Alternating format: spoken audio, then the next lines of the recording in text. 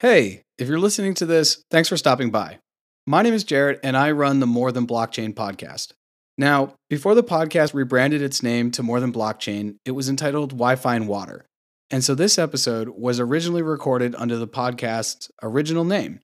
Episodes 1 through 13 were recorded under the name Wi-Fi and Water. And so if you're hearing this, that's why. Please enjoy the episode, and thanks for checking out the More Than Blockchain podcast.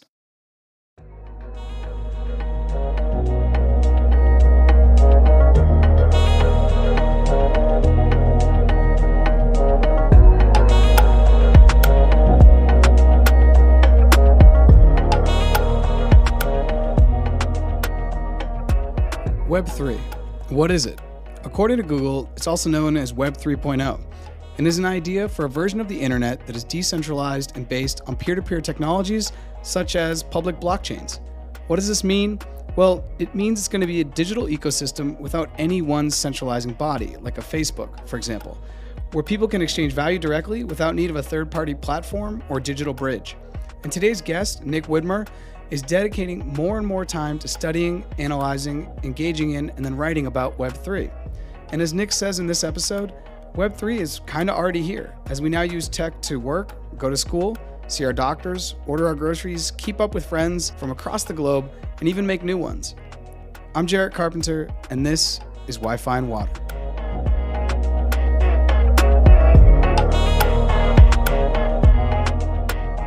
Nick, welcome to Wi-Fi and Water. How are you? Good, Jarrett. Thanks for having me on. So we met through, I guess, a centralized social media site. I guess we could call it that, which is LinkedIn. Web2 site. Yeah, exactly. A Web2 site. And I read something that you had put up. Somebody liked it that was in my network. And I was like, oh, wow, this guy, I love what he's saying. And it was actually the article that you had put on your Substack, and maybe you can shout that out at the end when people, Sure. To give people a place to go check some more of your stuff out. But it was called "Horseless Carriages Are Worth Understanding" on fear and innovation. And I read that and I was like, wow, this is exactly how I'm starting to see things. How I think a lot of people in our generation, it's not just like we're not siloed in this understanding of technology and innovation. And then I was like, I have to have you on. So do you want to start with just a basic, and you can use an analogy or whatever you want, but for you, what is Web3?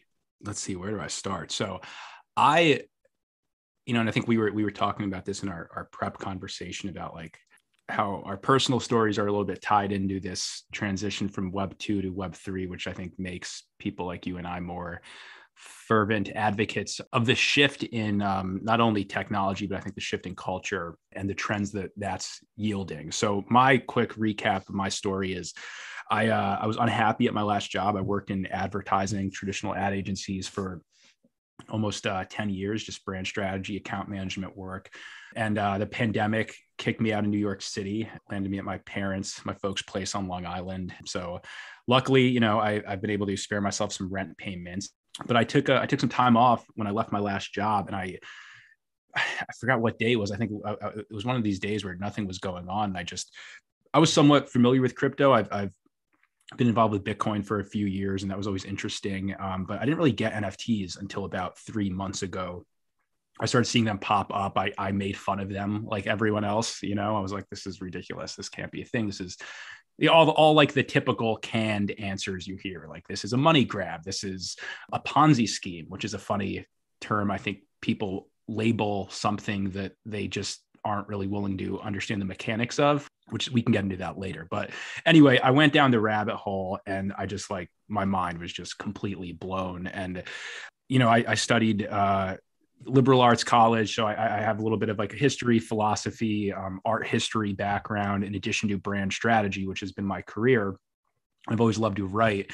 And when I started learning about NFTs, specifically with the art movement, it just kind of all came together in my head. And basically not only everything I'm excited and passionate about, but everything I'm interested in. And as you know, once you dive a little deeper, there's much more than meets the eye with what's going on here. So I just sucked in as much information as I could. And I wrote an article 3 months ago, which it's crazy because it feels like 3 years, called NFTs Are Worth Understanding. because that's really what the more I learned, I was like, people aren't, I didn't get this, and now I do, and no one is thinking about it with a more critical lens. And I just kind of saw this magnitude, this iceberg approaching, and I wanted to write about it. And I think people are so deep in this sometimes, like there's a lot of, I'm not going to call them crypto hardos because people would probably call me a crypto hardo, but I think sometimes you get so deep down the rabbit hole that you forget that you're not speaking English anymore when you're talking about it. And I think for me, having only been like freshly acclimated to this world, I was able to reprocess the information and regurgitate it in a way that made sense to like a friend that I would grab a couple beers with at a bar. And that's kind of the way I try to write, is like an approachable but informative. Explain it like I'm 5 is probably more like explain it like I'm 18, I think, because this is not easy stuff to understand. There's a lot of layers here you have to think about. But anyway, I posted that essay on my Substack and on Twitter, and it kind of caught some legs. A few people retweeted it, and the next thing I knew, I had like 7,000 views on it within a week. So very quickly, I was like, okay, I think I might have like a slightly new career direction here. And this is really cool. I'm more excited about this than anything I've ever been excited about in my career. And I'm going to keep going at it. So since then, I've written more articles. I've tried to follow that theme of are worth understanding, is worth understanding. I think is like a way I'm trying to figure out my own brand as a writer, but I think that's trying to make some consistency in my articles. And the article you talked about, if you want me to give a little background for it, I learned, I saw a tweet that Paul Krugman, who's an op-ed columnist at the New York Times, had. This was right off the heels of NFT NYC. That might be the other way around, which I actually went to. And it was this like really cool event in New York. People were comparing it to the World's Fair. They were comparing it to previous big tech boom, Silicon Valley. So not only did you have this like exciting, innovative energy, but you also had like a return to New York City. And as a New Yorker, like it was just really cool to see like people back in Midtown and Times Square. And there was like this palpable creative and innovative energy. And I also think one thing you're probably catching on to is if you know anything about the NFT space, it's like a super positive, happy, apolitical community. And I think it's very attractive. Once you kind of get sucked into it, it's hard to not be like pumped about it because it represents a lot of different things. Obviously, my story is a little more integrated because my career pivoted because of this, but I think there's definitely some positive energy going on. And anyway, off the heels of this, Mayor-elect Adams, who's going to be the new mayor of New York City, tweeted that he'd be accepting his first 3 paychecks in Bitcoin. And New York would be a hub of blockchain innovation. And this is in contrast to Suarez is doing this in Miami. I think Austin's making some headlines. So it was kind of this cool moment of him as a politician. He was like, you know what, New York is going to be a player in this. So naturally, I'm fired up about that. And then I saw this tweet that Paul Krugman, who's a economist and an op-ed journalist at the New York Times, just retweeted and said, "We're doomed, period." And I was just kind of like, what? How? Like, I understand their skepticism, as with any new exciting innovation, but like, we're doomed. Like that, after what we just went through with COVID and the state of affairs in our country, like this seems like a really cool, positive thing if you start thinking about it and understanding it. I ended up going back and I found an article about when an early automotive inventor, Alexander Winton, looked back on the first wave of automobiles in the United States and how there was like a serious amount of FUD, fear, uncertainty, and doubt, for anyone who doesn't understand that term or doesn't know what it is. And it was just this really interesting light bulb moment in my head where I was like, people literally, they so badly couldn't understand the idea of a car or an automobile that they called it a horseless carriage, because they couldn't even, in their heads, their mental models wouldn't even allow them to accept the fact that it could be something on its own that would advance society. So I wrote an essay that's the essay that you read, that I kind of compared it to that period and how Thomas Edison, coincidentally enough, basically was the one that was like, no, this is going to be a game changer, and it's going to improve the economy by adding new means of values, new means of production, and the water is going to collectively rise because of it. So I just think that perspective is super important right now, because I wasn't expecting as many people to be kind of freaked out about this as they are. And I think it's just good historical perspective to understand that, like, look, it's natural to be a little skeptical of innovation, but that doesn't mean you should be afraid of it. I think embracing it has historically always proven to be the right way to look at it. There was a TED Talk, and I forget, actually, it's so crazy how when we listen to something, we maybe, we'll listen to an hour-long podcast, or we'll listen to a TED Talk, or we'll even watch a movie. And in 10 years, I'll ask you about that. I'll say, Nick, hey, do you remember that? You're like, oh yeah. And you're going to remember one nugget. So there's one nugget of a TED Talk. And the guy was talking about innovation. The whole thing was about innovation, but his first thing was talking about how in the late 1900s, so like 1890, 1880, there were all these city planners in New York City. And they were freaking out because they realized the population was booming. More immigrants were coming over from Europe. People were having a bunch of kids. And they were like, if the population continues by 1910 or 1920, I forget exactly like the projection, they were more worried about the buildup of horse feces in New York City in the five boroughs than they were about anything else, because they were like, we're going to need this many horses to carry this many carriages to move people from A to B, because they couldn't in their mind's eye have considered a subway or a car, because those things, like you said, in their mental model literally didn't exist. And I feel like that's where we are now with Web3, with NFTs, with the metaverse, as it is slowly growing. And when I say slowly, I mean, it's coming at the speed of light. The fact that Facebook just changed its name to Meta. That to me is so important, because it's like, we fear what we don't know. And I got to believe that that's some animal instinct. If you and I are walking home and there's this long 100-yard dark alley, we can barely see the light at the end. It's like, do we really want to go down there? Or we could go through this lit path that we've been through 100 times, even if the light at the end is something new that could change human history, we're like, we're going to take this lit path. And so I think it's very human nature for us to fear things that we don't understand. Absolutely. But I'm hoping, though, that it's not at a point like Paul Krugman where it's so dark and we're doomed. And that I think once you kind of get in it and you get around it, you realize that there's just so much positivity.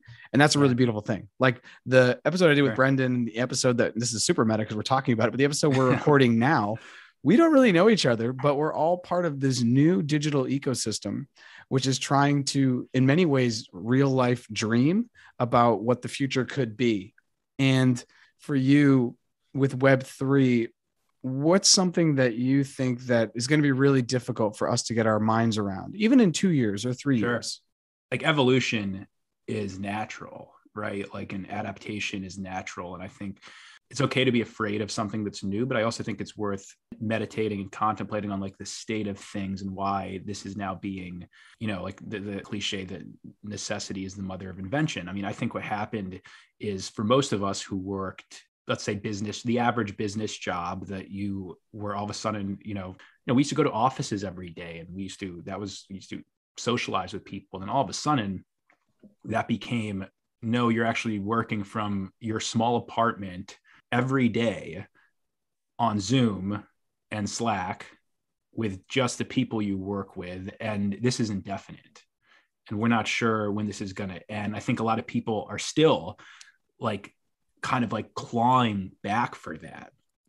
And, I hate to burst the bubbles, but like, I mean, I'm not going back to a 5-day a week office job. I wouldn't work at a company that would ask me to come back for 5 days. And I don't think a lot of people would. I think a lot of people who have been working remotely for 2 years, even if they think they want to go back, all of a sudden going back to an office every day, using public bathrooms. Yeah, sure. Like the hybrid models, I think will emerge. And I think that's a good thing. And I would like to go to an office a few days a week if I can. My point being, like, I think a lot of people, including myself, were like, I'm not really okay with this. I need more than this. And what's amazing about what's happening with Web3, and you and I connecting and having this conversation is like a literal product of this, is all of a sudden, like, people started connecting with each other all over the world, and Slack and Teams went to Discord. And if you haven't been on Discord yet, I'd say the best way I describe it is it's like a digital house party where you show up and the people that are there are already pretty like-minded and friendly, and you're bouncing around to different rooms and having conversations and sharing ideas.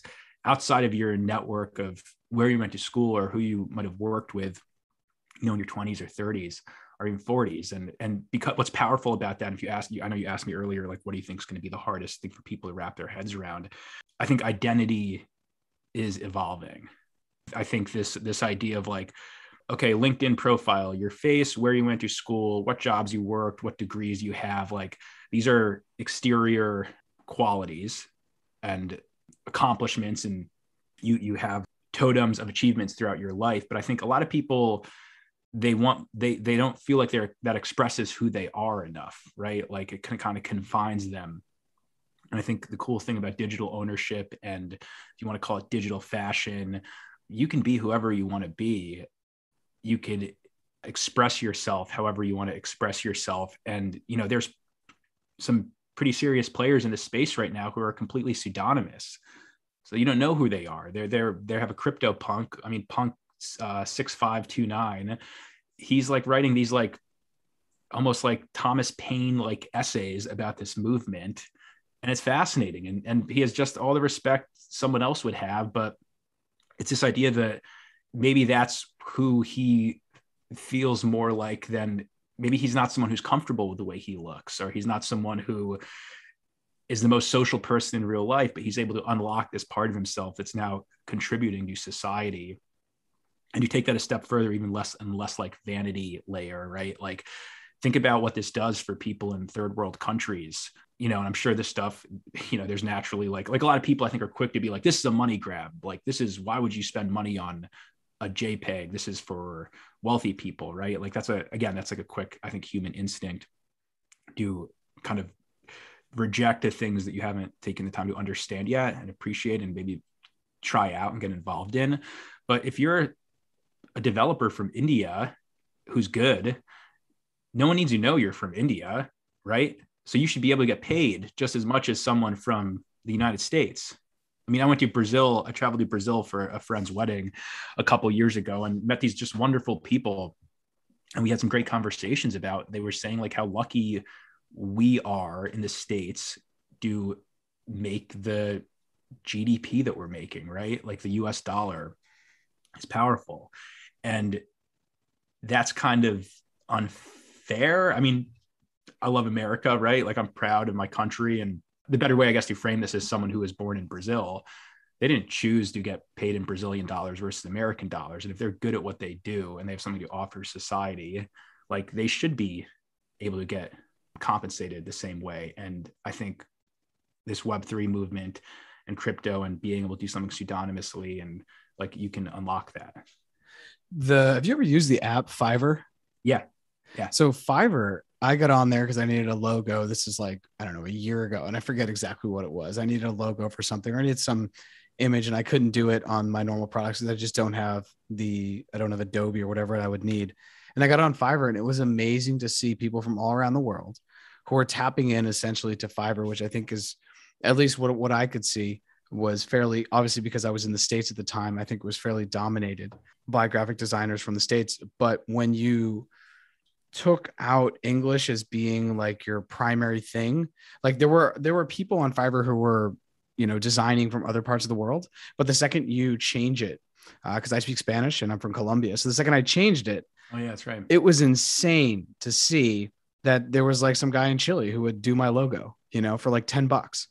Yeah. Because maybe that would be a big deal for him. And that's just an example. The Chilean economy is actually really strong comparatively in South America. Yeah. But I do think the internet kind of started to level the playing field a little bit. But I think Web3 is going to really play a role, like you said, with the identity. Because even with Web2, someone may be able to figure out where you're from, what you look like, or whatever it is, whatever you're selling, or even on Fiverr, for that example, when you have to create a profile, because it's kind of like Airbnb for services. Web3 is completely, you can be as anonymous as you want to be. There are, one of the biggest guys in crypto, Plan B. I don't know who he is. He always wears the same stuff, and he kind of does this, no one knows who he is. And I think that that's part and parcel of his gig, is that he's not tied to any country. He's not, I know he's European, but he's not tied to any one country. So you can't just put him in a box. He doesn't really ever speak about politics. He's just speaking about the space and where it's going. And thinking about identity, and you moved back in with your parents, and I've had a similar shift as I've come back into my parents' home, or the house where I was raised in my mid 30s. How has the shift during COVID, your dive and your delve into Web3, coming home in many ways we could call it, how, like, what is Nick's future identity on Web3 that maybe wouldn't have been there pre-pandemic? And this could be a good question for anyone, because I think we've all changed 10 years in the last 2 years. For me, it's unlocked time. And I've really been able to get obsessive about this stuff because I just think it's fascinating. And I've been able to write about it. And this is work I've been doing for myself, and I've been self-motivated to do it. And I don't think I would have done that had the pandemic not happened. I probably would have stayed at the agency I was at and worked my way up. And I think what's happening now is the internet is massive, right? There's like a small percentage of people on the internet is still a massive number of people. So you can find a market for however you want to productize yourself. And I think one of the coolest, I read one of this like life-changing book I read that really kind of started me on this track. It's a book called The Almanac of Naval Ravikant. I'm not sure if you're familiar with that, but I am not. This thing, check it out. I described it in my one of my essays. I wrote an essay on a Web3 designer named Jack Butcher, who's doing just some really cool stuff in this space right now. I'm actually wearing his Wagaby hoodie right now. But it's all about Naval's. He's basically like a modern day philosopher. He founded AngelList, and he's just super, super wise, and distilled a lot of his thinking down into this book. Someone actually did it on his behalf. But his whole thing is that everyone has specific knowledge, whether they think they do or not. Like everyone's life experience and things they've learned and the struggles they've had and the achievements they've had. And it all comes together to give you something that's unique, that only you can offer to the world. And once you kind of find that, you can, theoretically make a living doing it. And it's just about how you can do that. So anyway, this book is kind of like a step-by-step guide for like how to unlock your specific knowledge and market it and use the internet as like a leverage platform to get your work out there. And for me, I think I was joking with you when we chatted earlier, like I'll post my essays because when you're trying to get your stuff out, as you know, you'll post it anywhere and everywhere. I'll post my essays that the same essays that get 6,000 views on my Substack will get like 21 likes on Instagram. And that's nothing against, like, I'm sure people I went to high school and college where they're kind of like, oh God, like Nick won't shut up about Web3 and NFTs, like enough already. And I don't blame them for that, but I think that's beside the point. The point is like, I am finding people online through putting my name and my work out there that are attracted to it and interested in it. And then just like you and I started this conversation. And I think that's really, really cool. I think people who haven't experienced that yet, and part of the reason I'm so passionate and, just excited about this, because like I'm experiencing it in real time. Like as a writer, I don't have to go try to crack myself into like the New York Times or the New Yorker or one of these prestigious newspapers. Like if I want to get my stuff read, if anyone out there is a writer and has ideas and has an opinion on something that they feel like sharing, like just get a Substack and start posting it. And if it's decently good, I'm sure you have to work on it. You have to work on the craft, but if it's good enough, people will read it. So if you figure out a way to leverage Twitter and leverage Facebook, actually I deleted Facebook. I didn't mean to, my point is like any of these platforms, you could leverage your networks, and then you could all of a sudden, like Twitter is an open network, which means you don't have to be connected with people to DM them or be retweeted by them. So that's what happened with one of my essays. It was retweeted, and all of a sudden, like it was just like this viral effect. People I weren't even connecting with. And that was like, that's an amazing thing, man. Like you can boost yourself out of these networks that you think are limited. And there's billions of people in the world. I don't use Twitter. It's actually like, I know it's one of the biggest platforms for crypto, and I need to just kind of get on there more because I'm always seeing cool stuff. But I did tweet at Saifedean Amos, the guy who wrote the Bitcoin Standard. And I just said like, thank you, Dr. Amos, whatever, from the universe. And it got retweeted like 100 times. Yeah. And before I ever had just one like. And so I think the crypto community is really interesting. The NFT, Web3, this whole ecosystem is interesting because we're leveraging Web2 to kind of talk about Web3. Sure. And that's a weird thing. And some like Twitter is definitely leaning into it. Twitter is cool. Twitter is super leaning into it. And Jack Dorsey's just left Twitter. He did. Yeah. He changed Square to Block because I think he's just going to totally turn that into probably a competing thing of Facebook. And if we could, I actually want you to speak about why you deleted your Facebook. Is that part and parcel of this journey, this adventure? No, I actually deleted my Facebook. I think it was like 3 years ago now. And I still have Instagram. So like, I'm not like a full on like anti-Zuckerberg maximalist, but to be honest with you, I think it was during the election season. I was just getting a little sick of seeing like the people I didn't care for their political opinions plastering all over my feed. I was just like, what am I looking at? And I've worked in advertising for 8 years, and I understand the mechanics of I've learned the mechanics of, you know, the way these platforms generate ad revenue and the way they do it. It's always funny for me when I hear people say like, oh, NFTs are money grabs or crypto's a money grab. I think most people don't realize that, you know, Facebook made $48 billion in ad revenue last year. And I think Google made 54, maybe don't quote me on those numbers, but they're close. And so if you think about that, 48 billion and 54 billion, right? So you're talking $100 billion of ad revenue. Okay. The reason why they can do that is because it's a free product. So over 20 years, I mean, I think how old is Facebook now? It's not 20 years. Sorry. It's 2004. So a little bit less than 20 years. Okay. Yeah. I think. So yeah, 2004 seems right. 2004 does seem right. So, okay, let's say 15, 16 years, Google, probably similar track, all these FANG companies. That's 15 years of product iteration and feature rollout and like extremely elegant user experience. Okay. So the reason why Facebook and Instagram and Twitter, for anyone who doesn't know, and Google are free is because they monitor your behavior and then they target ads at you.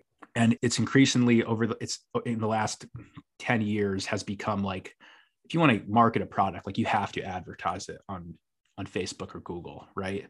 So they're just crushing it, and they have all these data points on everyone that uses it, so they know exactly what you want to see. And the problem is, I don't think Facebook, like I don't think Mark Zuckerberg is evil. I think that's like a little bit of a dramatic opinion to take, but I think what is wrong is the ad incentivized models. Okay, so these business models are incentivized based on advertising. And what that does is that makes everything it leads headline, right? Like if you look at the Twitter sidebar every day, it's always just like ridiculous headlines, right? Like John Mulaney relapsed from Coke and some scary headline about COVID, right? And that's not, I'm not saying there's not reality to that stuff, but they're incentivized to get you to read it. So when it's incentivized to get you to read it, it sacrifices the quality of the content and the journalistic integrity for something that's going to just keep your eyeballs on it so you can see ads. And I don't think a lot of people understand the extent of how like ingrained that is in our culture. And what's really interesting about Web3 is when you remove that dynamic, when you remove the ad incentivized platform model, these advertisers and brands, like they have to add value to get you to notice them. So instead of extracting value, they have to add it. So that maybe could be in the form of a partnership or a community engagement tool or innovation. Like Chris Dixon had a great tweet. Chris Dixon, if your listeners aren't familiar, he's a general partner at Andreessen Horowitz. So he's kind of like the tip of the spear in terms of like a venture capitalist in Web3. He's a brilliant guy. I mean, I recommend anyone like read his blog. And he's all over this. He had a great tweet like brand advertising. So like Bud Light, right? Or let's take like, I used to work for Progressive Insurance for years at Arnold Worldwide in Boston. Great agency, great team. So this is in no way belittling their work, but the reason why you see so many ads for Geico and Progressive and Bud Light and Miller Lite is because it's all like the same tier product. And for Budweiser, at least it's light beer. So they have to pump advertising to get you to think about what decision you want to make to buy it. what Chris Dixon said is like, man, I wonder what would happen if instead of all this money going to brand advertising, that went to innovation and R&D. And if that happens on scale, things will get better and improve, or like products will, I think, improve, rather than being in this feedback loop of like, we're going to blow 40% of our budget on advertising. Talking about ads in Web3 and just where we are currently with Instagram or Facebook is actually really fascinating, because our generation, when I say our generation, we're both 30s, younger 30s. I'm kind of mid 30s. Unfortunately, I hate to admit it, but I'm getting there. You're getting there. Cool. So the millennium, I'm going to say anyone under 40 and people over 40. I just have seen it a lot more with people under 40. We're cutting the cable. We're just using streaming services, and that's it, because we don't want to deal with ads. Right. And when I think about when I got on Facebook in 2005, when I was a freshman in college, it was super cool. And why was it cool? Yeah. Because it was an exclusive place and it was with people that I was kind of like-minded with. But now that I'm on Instagram, and if you're on Instagram, open up your phone, you can listen to the podcast and be on Instagram, just start scrolling. If you're on your feed, every third or fourth image, or fourth, or, it's between 3 and 5, and they vary it every day, is an ad. So that's 20 or 25% of what you're looking at is ads, and you're choosing to look at those ads. Right. And I started to think about that more critically the other day, because I'm like, wow, why do I not like watching TV anymore? When I see TV, I mean cable, because of all the ads. I don't want to hear about this new medicine they're putting out, or State Farm insurance, or Progressive insurance, or like you said, the new lightest beer, whatever it is, like 0-calorie water. I just don't care. Like, it's not moving the dial for me. So now I'm looking at this social media being Instagram, and I'm like, I really like this. I've met a lot of people on this. I leverage it to meet people. I invite people from the pod on this, just like I found you on LinkedIn. But I'm already excited for the Web3 social media that you're talking about, where it's like, no, you have to create value to constantly get eyeballs, but not in a way that's driven by ad revenues, because I just think that we know that that's super toxic. There is enough information out there. Facebook has said this is addicting stuff. It's not good for younger age kids. It's not good for people's self-esteem. And so can you talk more about what Web3 social media could look like?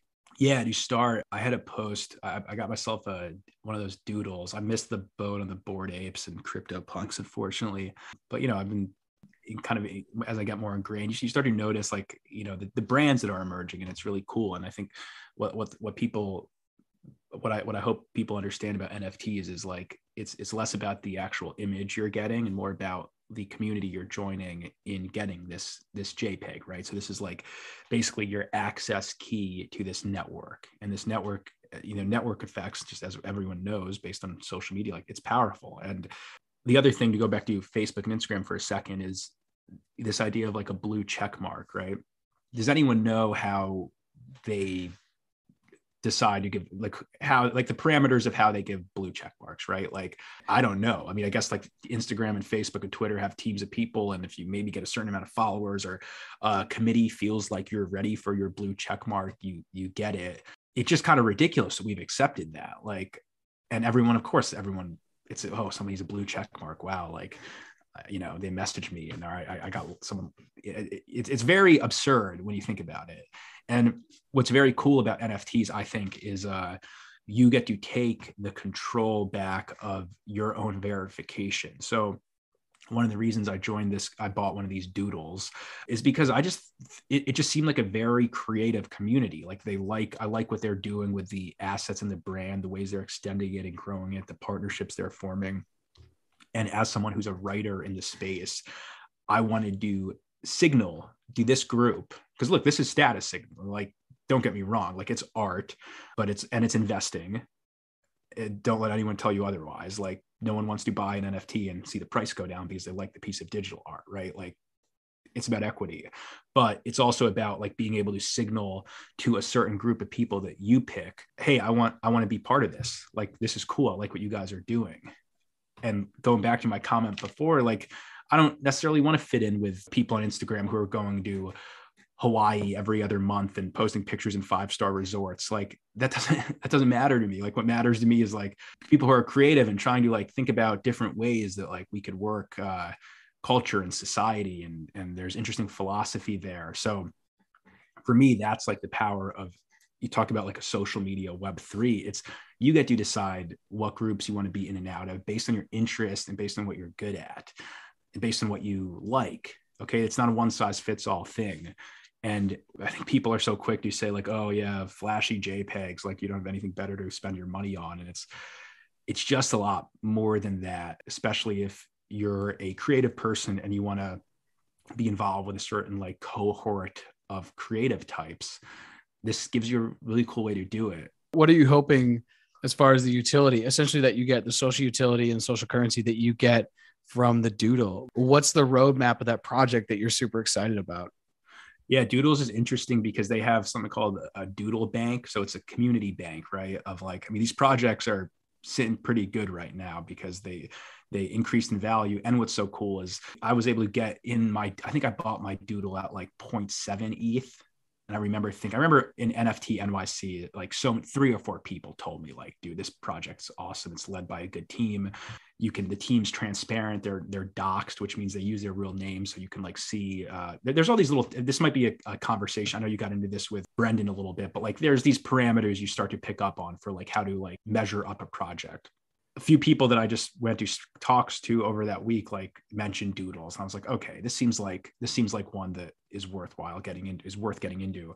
And part of what's cool is they have this bank. So they have this treasury. And in that treasury, as a member, depending on how many Doodles you have, and again, this goes back to like, I like to refer to NFTs as expressive forms of equity. Like I basically have a share in this brand, and this brand now has this decent piggy bank of money to like explore. They just did a cool activation with like a famous mural artist for the Art Basel in Miami, and then that's a way to extend the brand. And they're bringing on animators. They're probably going to try to like, I'm guessing they'll probably try to pitch some networks or maybe some like pilot ideas for a show based around this universe of characters. So that's really interesting because if all of a sudden, like, and I'm just like spitballing here, if Netflix, if they brought in, so let's say Doodles has, I'm just throwing out like $5 million worth of ETH, which I think it's probably a lot more than that, but I'm just throwing that number out as like a fun thing to play with. They now can go out and seek creators and artists and showrunners and writers to pitch this stuff and elevate it, right? Whereas before, if you're trying to start a cartoon on a TV network or grow a brand, you have like, it's like a Hail Mary pass, right? And you hope that you have like one pilot, maybe you have one sketch artist, but now there's some like gas in the tank to extend this thing. And as a member, I get to vote on these brand initiatives. And that's pretty cool.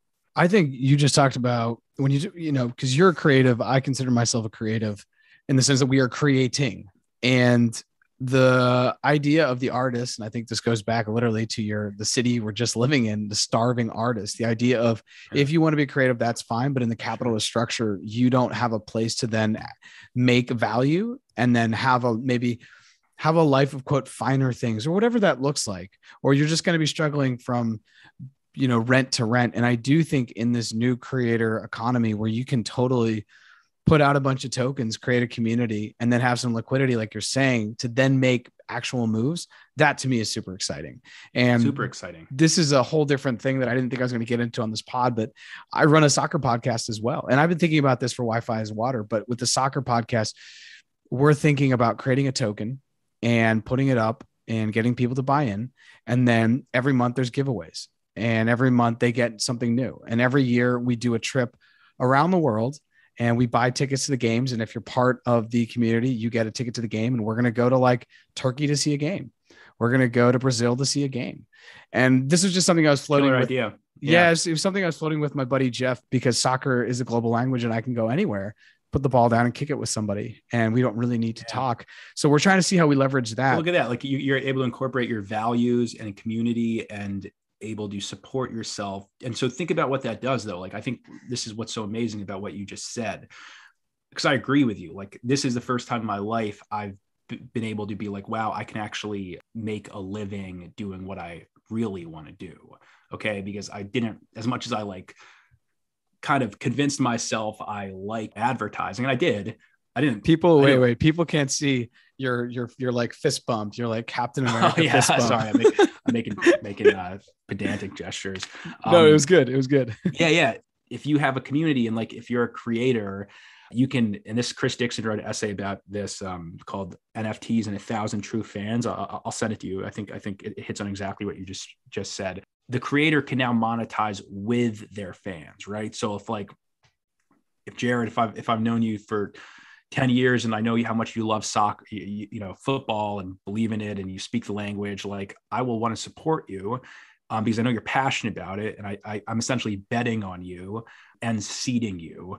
And if your passion project takes off, now all of a sudden that token I bought, that maybe I paid, $200 for it or $400 for like the first tier, and I'm able to get all these cool things. Well, if you blow up as a creator and a thought leader in this space, all of a sudden that token's value is going to rise, right? So someone who has equity in you, they can sell that, and that's an investment. And by the way, when they sell it, built into the smart contract through Solidity on the Ethereum blockchain, like you get a kickback of it, like whatever they sell it for. So it's not like someone's going to they can't go to a secondary market. Well, actually, sorry, they can sell it on a secondary market, but even if it's on a secondary market, you might say, hey, you know what? Like I get 5% royalty.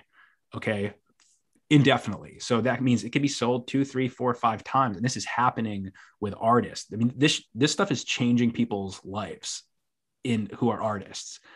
You should see, I'm sure you're already noticing some of it, but like it's amazing to see what's happening on Twitter and in these spaces. Artist who has an aesthetic and a perspective all of a sudden is now doing this with their life, and not, the starving artist. Like that idea, it's like the world, and this is part of why I've been compelled to be so like involved with this stuff. It's like, who doesn't think the world like needs more art and creativity, right? Like it seems like we're lacking in that, if anything. So I think I would ask people to just think more broadly about the mechanics of this, and less, kind of do circle back to the first part of this conversation. Like, just don't be so quick to be cynical about something that is in real time empowering a lot of artists and creators to like including me, put their work out in the world. Focusing more on just the idea of Web3, where is it currently? Because I feel like from my own life engaging with, I think where it is and where it's going, I feel like I'm in Web 2.5 because I'm not yet in this, Ready Player One world where I'm wearing Oculus and you and I are hanging out at a coffee shop talking about stuff in the metaverse. I'm talking to you on Discord, and we're part of a community because we own a token together that we bought on OpenSea. And then I meet up with you downtown New York, and we go to a festival that we can only get into because now we are members of this community token. So I feel like it's like 2.5 because it's still IRL. It's like in real life, but it's leveraging what it is it's kind of like leveraging technology to have a heightened experience in real life. Does that make any sense? That's a really great way to put it. And I think a lot of people, again, are missing the forest for the trees with this. It's like the Bored Ape JPEG itself. Like, sure, it's a flex, right? That's like wearing a Rolex. But what it gets you is like, it gets you to some sweet parties, man. And some cool networking events. And all of a sudden you're meeting and collaborating with people that you would have never had the chance to before. I totally agree with you about like the Web 2.5 thing.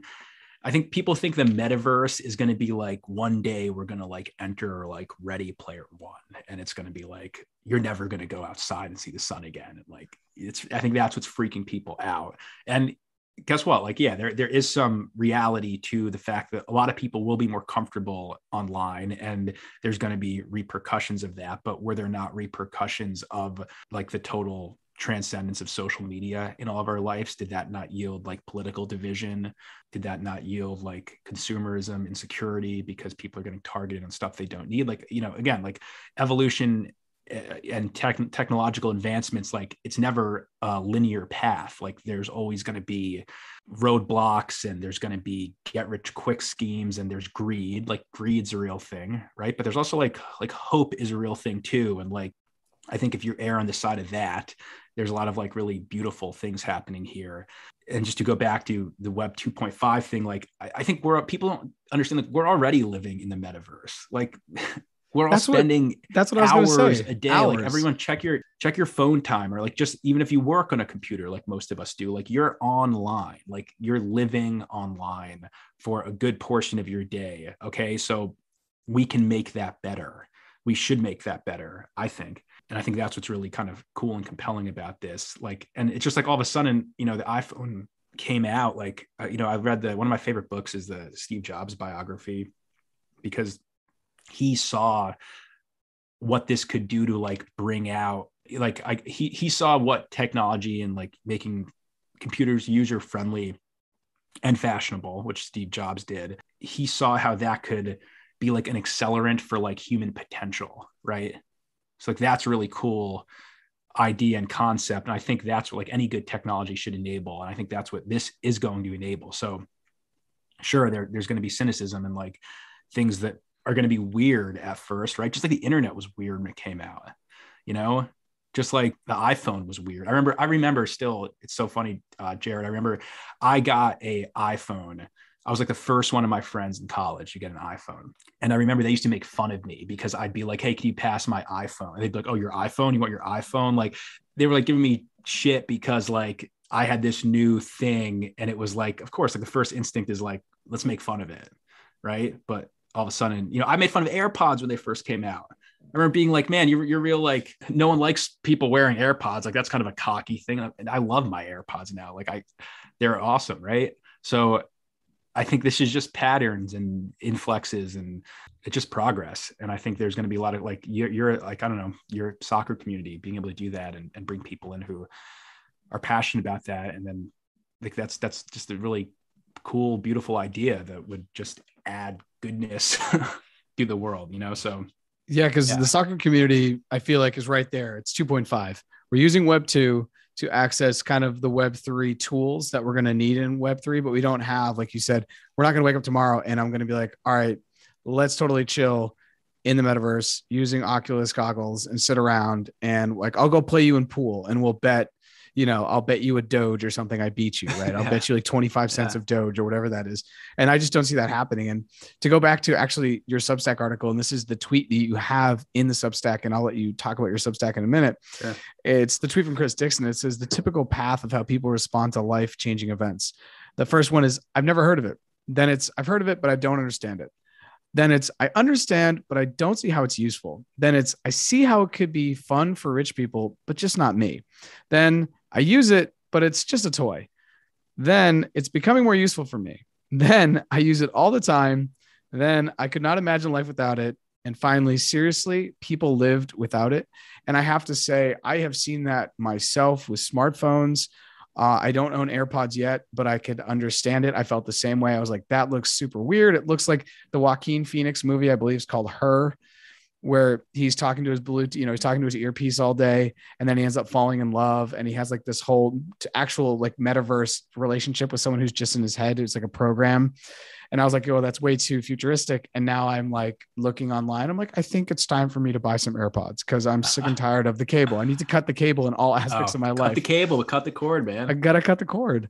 Can you go ahead and shout out your Substack? Because I've been reading it a lot recently as I was getting ready for the call. And because before we were just on LinkedIn and so I wasn't, but if you want to shout out your Substack, that would be great. And so that way people know where they can find you. Sure. My Substack is just my first and last name, nickwidmer.substack.com. I call it Firstborn because I'm the firstborn in my family, but I also think there's this cool idea of like rebirth and like kind of stepping into this new world, which kind of like I thematically wrap my brand around. And my the area I focus my writing on is the intersection of Web3 art and consciousness, because I think a lot of interesting stuff, as we just talked about, is happening around this space. And I think it's really exciting and it's cool to follow. And, I'd advise anyone just be curious. I'm going to quote Ted Lasso here, which be curious, not judgmental. And you might surprise yourself with the people you get to meet, the things you can be interested in, what you read. I mean, I've just, even like just being immersed in this, like I've learned so much about art and economics and business that like I wouldn't have learned otherwise, and community and all sorts of stuff. And it's really interesting. I think, again, I think this is connecting people more than it's disconnecting people. Well, thank you for joining, and we're definitely going to stay in touch, and have a good night. Yeah, Jarrett, that was awesome. Thanks a lot. Thanks for listening to this episode, and be sure to check out Nick's Substack to read more of his future-focused content. His work can be found at nickwidmer.substack.com. I'll leave a link to his Substack via the link on our Instagram page, so be sure to check it out there. As always, please be sure to subscribe wherever you're listening to the pod, and follow us on Instagram, Facebook, TikTok, and YouTube at Wi-Fi and Water Podcast. Thanks again, and I'll see you next episode.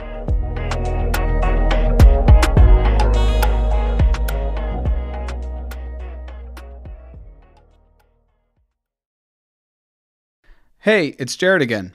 The episode you just listened to was originally recorded under the podcast's first name, Wi-Fi and Water. So please disregard those follow shoutouts, and be sure to follow us on social media under our newly rebranded name, More Than Blockchain. And be sure to subscribe to the pod wherever you're listening to it. Thanks for checking out this episode, and I'll see you next time.